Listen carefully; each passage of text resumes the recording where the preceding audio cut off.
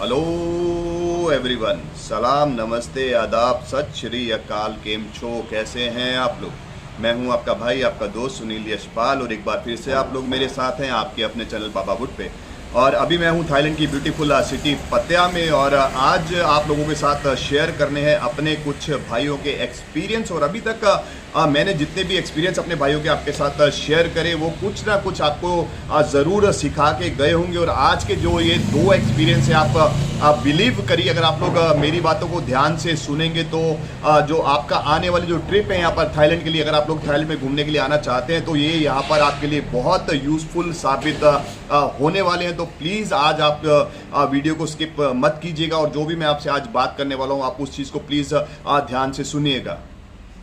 तो यार, सबसे पहले अपने बात करते हैं अपने एक फैमिली मेंबर की, जो अपने ही यूट्यूब फैमिली का एक मेंबर है, जिसने ट्रैवल किया यहाँ पर दिल्ली से बैंकॉक आने के लिए 15 जनवरी को। और यार, वो जो मेरे भाई हैं उनको यहाँ से डिपोर्ट कर दिया गया और एयरपोर्ट से ही उनको वापस इंडिया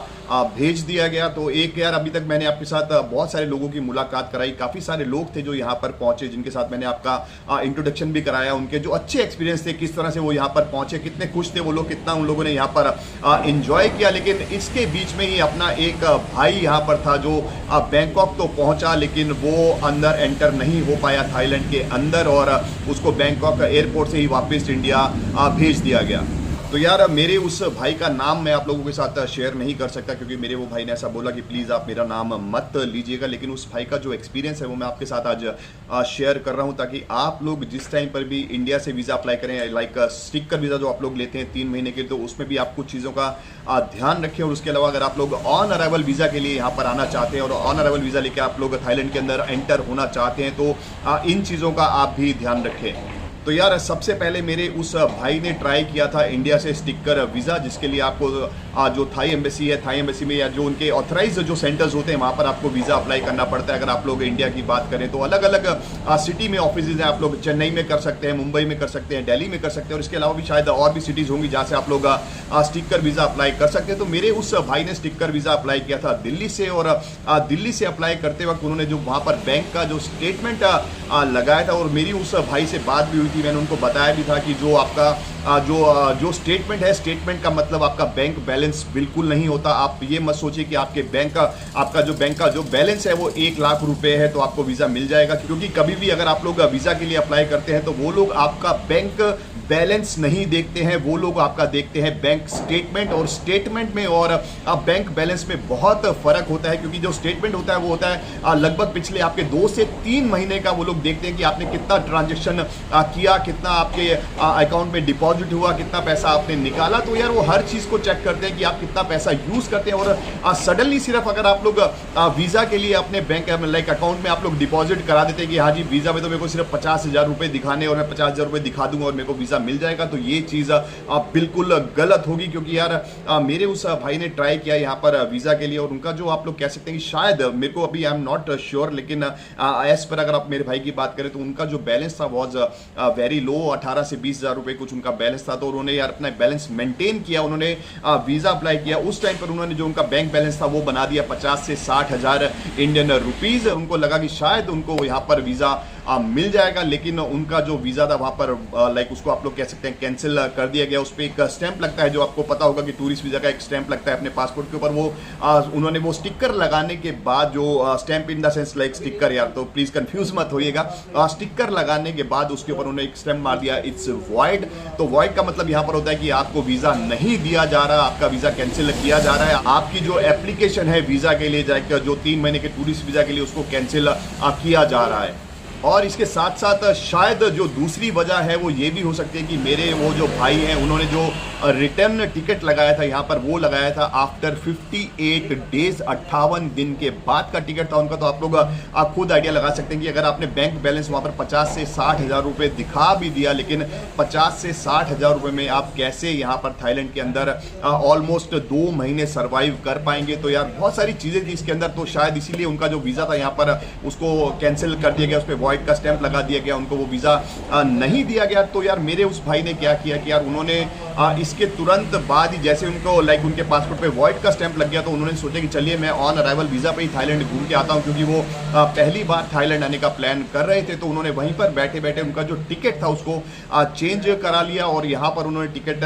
सेम डे उन्होंने फ्लाई किया, क्योंकि उनका जो टिकट था वो था 15 जनवरी से और 15 जनवरी को ही उन्होंने फ्लाई किया वापस से। लेकिन यहाँ पर भी उनसे एक भूल हो गई, क्योंकि उनके पासपोर्ट पे जो वॉइड का स्टैंप लगा था उसके तुरंत बाद ही उन्होंने प्लान कर लिया कि मैं ऑन अराइवल वीज़ा पर थाईलैंड जाऊँगा। तो यार यहाँ पर भी एक इसको आप लोग एक मिस्टेक बोल सकते हैं, क्योंकि कभी भी अगर आपके साथ ऐसा होता है कि मान लीजिए आपने स्टिकर वीज़ा अप्लाई किया और आपके पासपोर्ट के ऊपर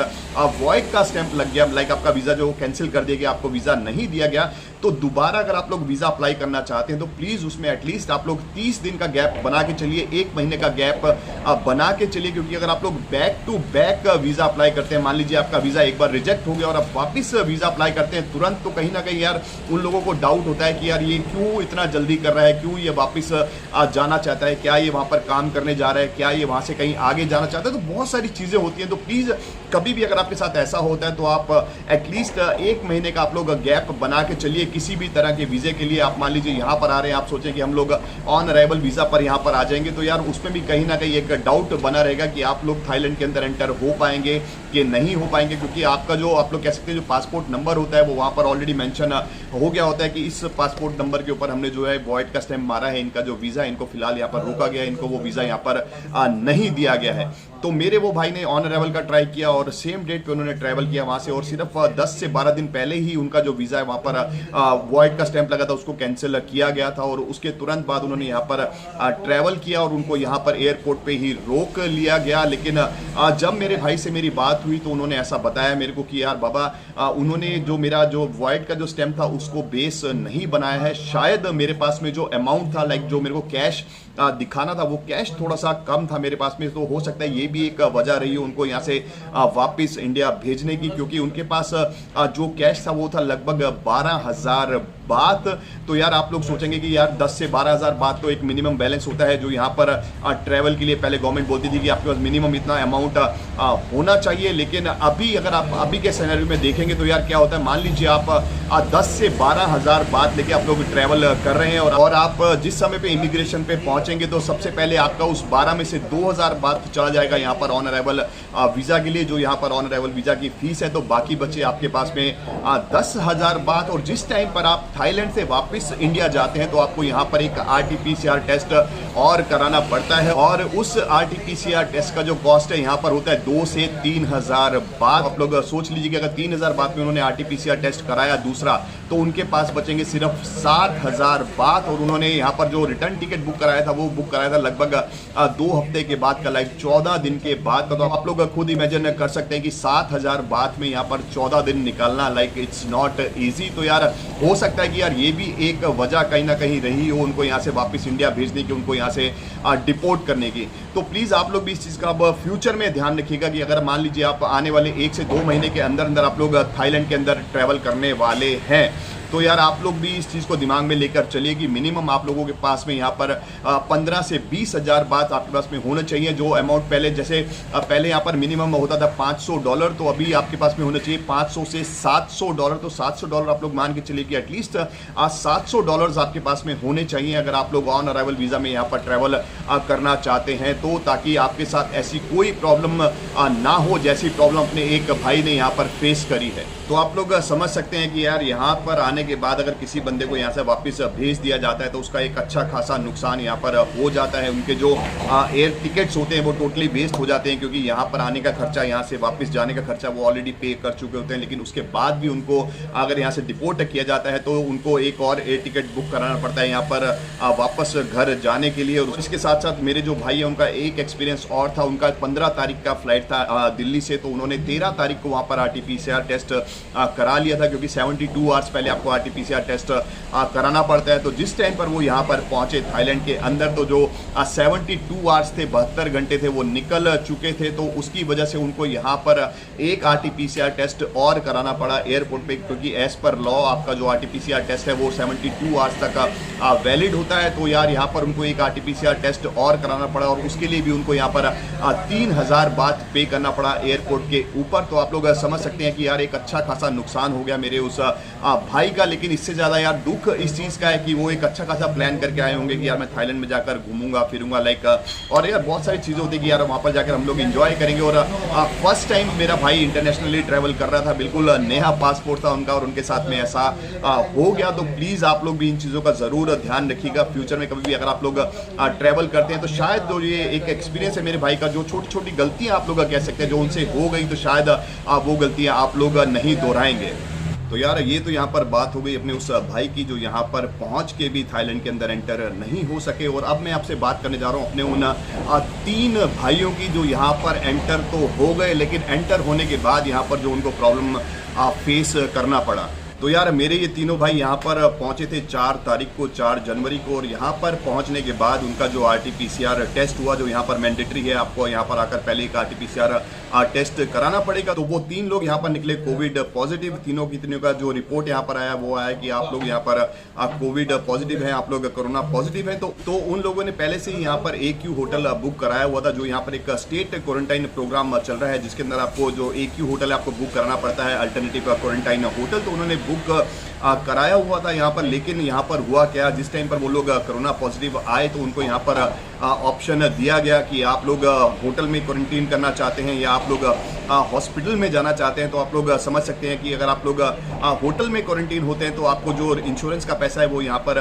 नहीं मिलता है, और अगर आप हॉस्पिटलाइज होते हैं, आप हॉस्पिटल में क्वारंटीन पीरियड आपका निकालते हैं जो 10 दिन का यहाँ पर क्वारंटीन पीरियड है, तो आपको लाइक जो आपका इंश्योरेंस है आप लोग क्लेम कर सकते हैं। तो मेरे तीनों भाइयों का जो उनको ऑप्शन दिया गया, तो तीनों ने यहाँ पर सिलेक्ट किया कि हम लोग को आप हॉस्पिटल में आप लोग क्वारंटीन कीजिएगा। तो यार यहाँ पर क्या हुआ कि जो होटल है, होटल का एक अलग से एक बिल्डिंग था जो डेडिकेट था यहाँ पर एज अ कोविड हॉस्पिटल, तो उनको वहाँ से शिफ्ट कर दिया गया वहाँ पर दूसरे रूम्स में। और जिस टाइम पर उन्होंने जो उनका एक क्वारंटीन पीरियड था यहाँ पर 10 दिन का, उन्होंने जब ये 10 दिन का क्वारंटीन पीरियड यहाँ पर पूरा किया, जिस टाइम उनका निकलने का टाइम आया उस टाइम पर उनके हाथ में जो बिल दिया गया वो दिया गया 70,000 बात का, 70,000 बात। एक बंदे का जो बिल था वो यहाँ पर 70,000 बात था। तो आप लोग समझ सकते हैं कि 3 लोग थे, इट मीन्स लगभग 2,10,000 बात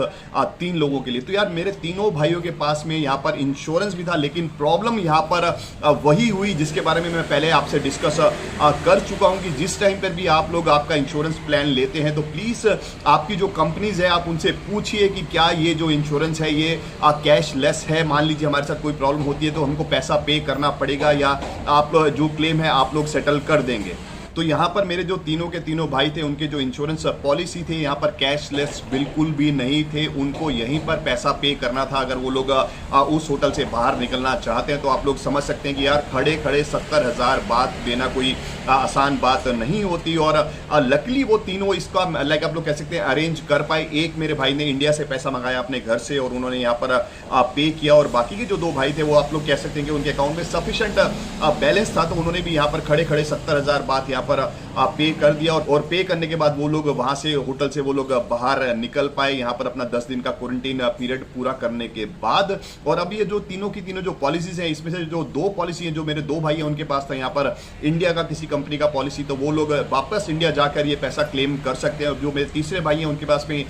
थाईलैंड का कोई कंपनी का एक इंश्योरेंस है, तो वो मेरे भाई अभी फिलहाल यहाँ पर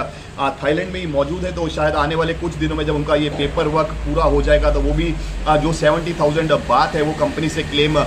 करेंगे। लेकिन जो सोचने वाली बात है वो ये है कि मान लीजिए आप में से कोई यहाँ पर आता है घूमने के लिए और उसको ये सिचुएशन फेस करना पड़ता है और उसके पास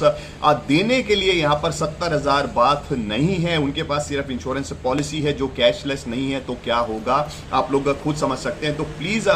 मेरे भाई अपने जो ये भाइयों के एक्सपीरियंस है इससे आप लोग भी थोड़ा सा, मैं ऐसा नहीं बोलता हूँ यार कि लाइक मैं आपको कुछ सिखा रहा हूँ, सिर्फ ये जो एक्सपीरियंस है अगर आप जो अच्छे एक्सपीरियंस अपने भाइयों के आप लोग वो अच्छे एक्सपीरियंस देख के खुश होते हैं, तो जो ऐसे कुछ एक्सपीरियंस है अपने भाइयों को तो उसको देखकर अपने को कुछ सीखना भी चाहिए, इसमें कोई बुरी बात